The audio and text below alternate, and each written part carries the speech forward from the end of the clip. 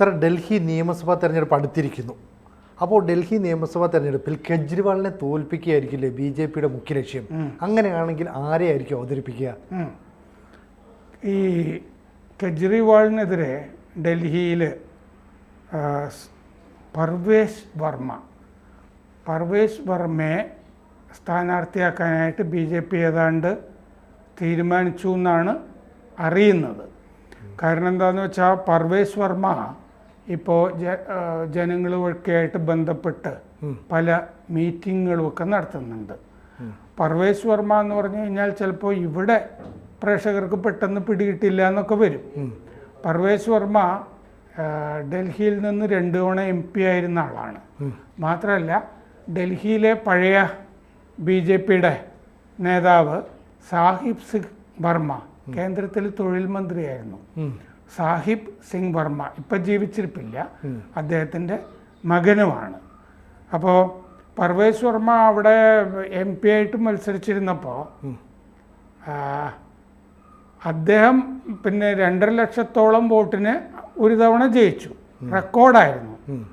പിന്നെ അതേ മണ്ഡലത്തിൽ അദ്ദേഹത്തിൻ്റെ തന്നെ റെക്കോർഡ് അദ്ദേഹം തിരുത്തി 5 ലക്ഷം വോട്ടിൻ്റെ ഭൂരിപക്ഷമൊക്കെ ഉണ്ടായി. അങ്ങനെ വളരെ ജനകീയനായ ഒരാളാണ് ഈ പർവേസ് വർമ്മ.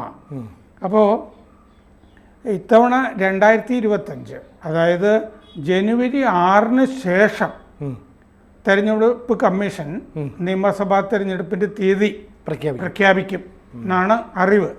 ജനുവരി 6 ശേഷം ഒരു ഫെബ്രുവരി 20 ആ സമയത്തൊക്കെയാണ് പുതിയ നിയമസഭ, കഴിഞ്ഞ തവണത്തെ നിയമസഭ വന്നത് വെച്ച് നോക്കിയാൽ വരേണ്ടത്.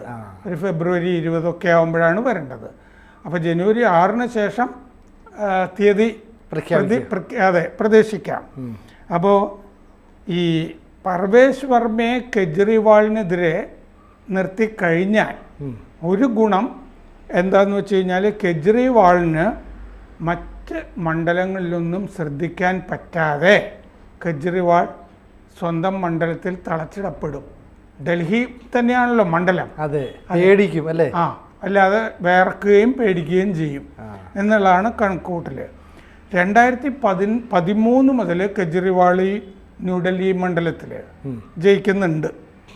ഈ പർവേസ് വർമ്മ വെസ്റ്റ് ഡൽഹിയിൽ നിന്നാണ് 2014 2019 തുടർച്ചയായിട്ട് MP ആയിരുന്നത്. കഴിഞ്ഞ തവണ സീറ്റ് കൊടുത്തിരുന്നില്ല അദ്ദേഹത്തിന്. ഒരു തരത്തിൽ അത് നന്നായി, കാരണം ഇപ്പൊ കെജ്രിക്കെതിരെ മത്സരിക്കാനായിട്ട് ഒഴിവുണ്ടല്ലോ. അതെ. 2013 നിയമസഭാ തെരഞ്ഞെടുപ്പിൽ മെഹ്റോളിയിൽ മത്സരിച്ചിരുന്നു. പിതാവ് ഈ സാഹിബ് സിംഗ് വർമ്മ 1996-98 2 കൊല്ലം ഡൽഹിയിൽ മുഖ്യമന്ത്രിയായിരുന്നു. അപ്പോൾ പഴയ മുഖ്യമന്ത്രിയുടെ മകൻ തന്നെയാണ് സ്ഥാനാർത്ഥിയാകുന്നത്. പർവേസ് വർമ്മയുടെ മകൻ, സാഹിബ് സിംഗ് വർമ്മയുടെ മകൻ പർവേസ് വർമ്മ. സാഹിബ് സിംഗ് വർമ്മ BJPയുടെ വൈസ് പ്രസിഡന്റ് ആയിരുന്നു മുമ്പ്. ലോക്സഭ MP ആയിരുന്നു. 1999-2004 കേന്ദ്രത്തിൽ തൊഴിൽ മന്ത്രിയുമായിരുന്നു.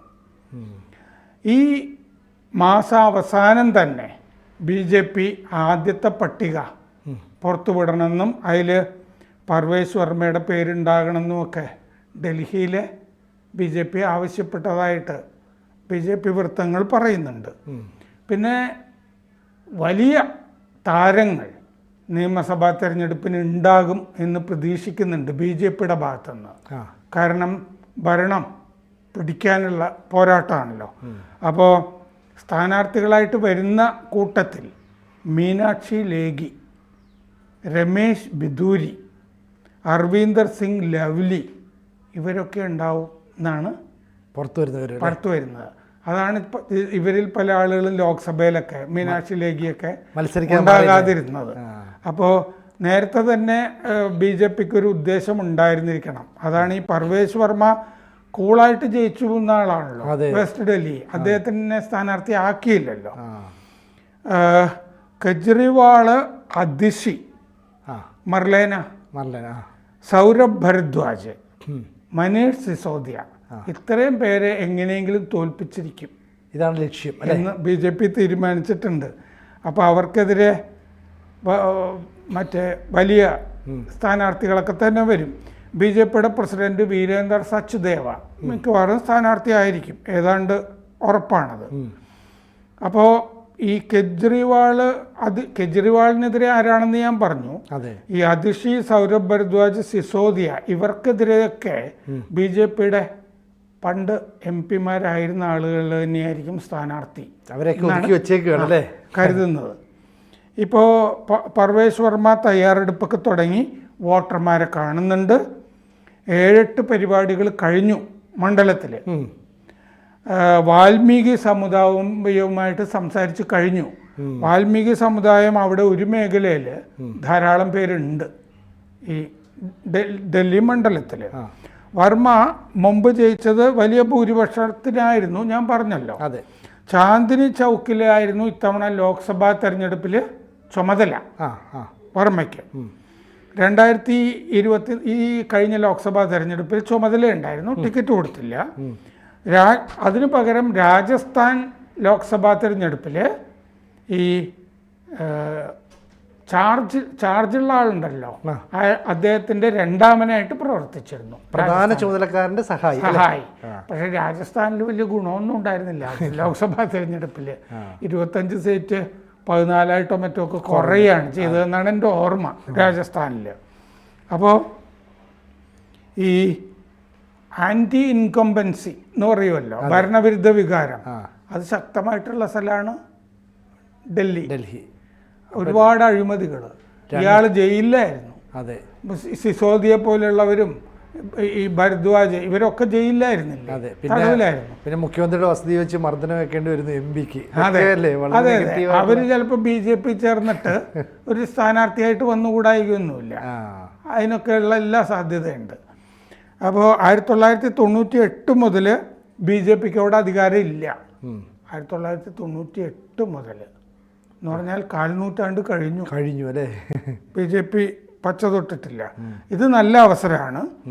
ഷീല ദീക്ഷിതിൻ്റെ അവസാനത്തെ ഘട്ടമുണ്ടല്ലോ, 3 തവണ മുഖ്യമന്ത്രിയായ ശേഷം ഭരണവിരുദ്ധ വികാരത്തിൽ കടപുഴകിപ്പോയില്ലേ കോൺഗ്രസ്, ഏതാണ്ട് ആ അവസ്ഥയിലാണ് ഇപ്പോൾ ആപ്പ് അവിടെ എന്നുള്ളതാണ് രാഷ്ട്രീയ നിരീക്ഷകർ പറയുന്നത്. 2014, 2019, 2024 BJPക്ക് ഈ 3 ലോക്സഭാ തെരഞ്ഞെടുപ്പിലും 7 സീറ്റും കിട്ടി. പക്ഷെ നിയമസഭയിലാണ് രക്ഷപ്പെടാതെ പോകുന്നത്. 70 MLA-മാരിൽ 8 പേര് മാത്രമാണ് ഇപ്പം BJPക്ക് ഉള്ളത്. 2020 ഫെബ്രുവരിയിൽ ആപ്പിന് 2020 ഫെബ്രുവരിയിൽ നടന്ന നിയമസഭാ തെരഞ്ഞെടുപ്പിൽ ആപ്പിന് 62 സീറ്റ് ഉണ്ടായിരുന്നു. ബാക്കി 8ആണ് BJPക്ക് കിട്ടിയത്. ഈ പടിഞ്ഞാറൻ ഡൽഹിയിൽ നിന്ന് 2 തവണ പർവേശ് വർമ്മ തിരഞ്ഞെടുക്കപ്പെട്ടല്ലോ, 2014-ലും 2019-ലും. ഡൽഹിയുടെ ചരിത്രത്തിലെ ഏറ്റവും വലിയ ഭൂരിപക്ഷമായിരുന്നു വർമ്മയ്ക്ക്. 5,78,486 വോട്ടായിരുന്നു. 5.25 ലക്ഷം ആയിരുന്നു ഏറ്റവും ഒടുവിലെ ഭൂരിപക്ഷം വെസ്റ്റ് ഡൽഹിയിൽ. അതിനു മുമ്പ് 2014 വർമ്മയ്ക്ക് 2,68,586 വോട്ട് ആയിരുന്നു. ഹിന്ദു ജാട്ടാണ് പർവേശ് വർമ്മ. MBA പഠിച്ചിട്ടുണ്ട്. അമ്മാവൻ ആസാദ് സിംഗ് അവിടെ മേയറായിരുന്നു ഡൽഹിയിൽ. അപ്പോൾ രാഷ്ട്രീയ പാരമ്പര്യമുള്ള കുടുംബം. സാഹിബ് വർമ്മയെ അറിയാത്തവരായിട്ട് ആരും ഡൽഹിയിലില്ല. അപ്പോൾ ശക്തമായ മത്സരമാണ് വരാൻ പോകുന്നത്. പിന്നെ ഈ സഖ്യമില്ല അവിടെ. ആപ്പ് ഒറ്റയ്ക്കാണ് നിൽക്കാൻ പോകുന്നത്. കോൺഗ്രസിനെ കൈയൊഴിഞ്ഞു. കോൺഗ്രസുമായിട്ട് സഖ്യമില്ല എന്ന് കെജ്രിവാൾ പ്രഖ്യാപിച്ച് കഴിഞ്ഞ ദിവസങ്ങളിൽ.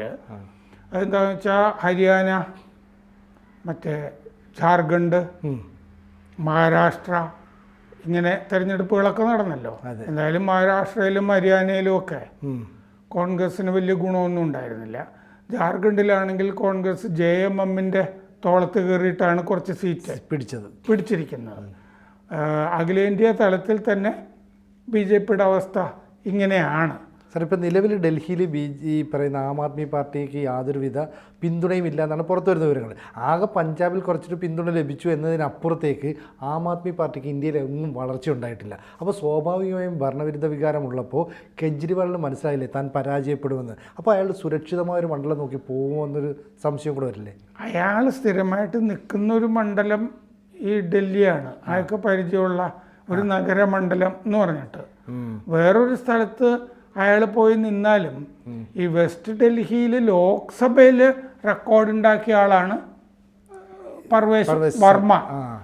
അപ്പോൾ ലോക്സഭാ മണ്ഡലം എന്ന് പറഞ്ഞു കഴിഞ്ഞാൽ സാധാരണഗതിയിൽ ഒരു ചില സ്ഥലങ്ങളിൽ 5 ഒക്കെ ആയിരിക്കും. എന്നാലും 5 മുതൽ 7 വരെ നിയമസഭാ മണ്ഡലം. അതിൽ ഒരെണ്ണത്തിലൊക്കെ ആയിരിക്കില്ല ഇയാൾ പോയി നിൽക്കുന്നത്. എങ്ങനെയായാലും വെസ്റ്റ് ഡൽഹി അല്ലെങ്കിൽ വേറെ എവിടെയെങ്കിലും പോയാലുള്ള അവസ്ഥ എന്താ? ഇയാൾ പേടിച്ച് പലായനം ചെയ്തതാണെന്നുള്ള പ്രചാരണം വരും. അഴിമതിക്കാരനായതുകൊണ്ടാണ് ആൾ പലായനം ചെയ്തതെന്ന്. അപ്പൊ അയാൾക്ക് ഈ ഡൽഹിയിൽ നിന്ന് മാറാനും പറ്റില്ല, ന്യൂഡൽഹിയിൽ നിന്ന്. അങ്ങനെ ഒരു പ്രശ്നമുണ്ട്.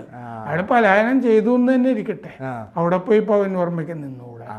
അയാൾ എവിടെയാ നിൽക്കുന്നതെന്ന് വെച്ച് കഴിഞ്ഞാൽ അവിടെ തോൽപ്പിക്കുക എന്നുള്ളതാണ് ഇത്തവണ BJPയുടെ ലക്ഷ്യം. അപ്പോൾ ആം ആദ്മി പാർട്ടി ഒരുപാട് വിയർപ്പൊഴുക്കേണ്ടി വരും അല്ലേ ഇത്തവണ? ആം ആദ്മി പാർട്ടിയിലെ എല്ലാവരും വിയർപ്പൊഴുക്കേണ്ടി വരും. കെജ്രിവാൾ നന്നായിട്ട് നനയേണ്ടി വരും. കൂടുതൽ വാർത്തകളും വിശേഷങ്ങളും നിങ്ങളിലേക്ക് എത്താൻ ABC മലയാളം സബ്സ്ക്രൈബ് ചെയ്യുക, ബെൽ ബട്ടണും അമർത്തുക.